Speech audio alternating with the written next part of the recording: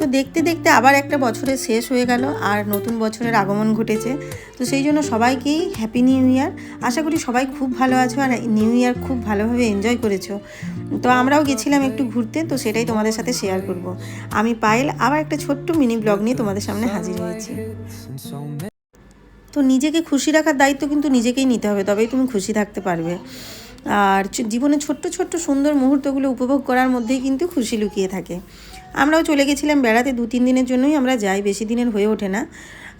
তো মেয়েরও স্কুল খুলে যায় আর কর্তামশাইয়েরও ছুটি নেয়, ও 1 সপ্তাহের ছুটি নিয়েছিল। আমরা বেড়াতেও গেছিলাম, প্লাস বাপের বাড়ি ঘুরে তারপর আমরা এখানে ফিরেছি। আমাদের অতি প্রিয় আর ভালোবাসার জায়গা দীঘাতে আমরা চলে গেছিলাম ঘুরতে, যেটা আমরা বছরে অন্তত একবার যাই। আর গিয়ে ওখান থেকে গেছিলাম উদয়পুর সি বিচে গিয়ে মেয়ে যে ঘোড়াতে চেপেছিল, ওর খুব ভালো লাগে চাপতে, কিন্তু ছেলে চাপতে পারে না, ওর ভয় লাগে প্রচণ্ড। ওকে চাপানোর চেষ্টা করা হয়েছিল, প্রচণ্ড কাঁদছিল। তো মেয়েই ঘুরেছিল, খুব এনজয় করেছিল।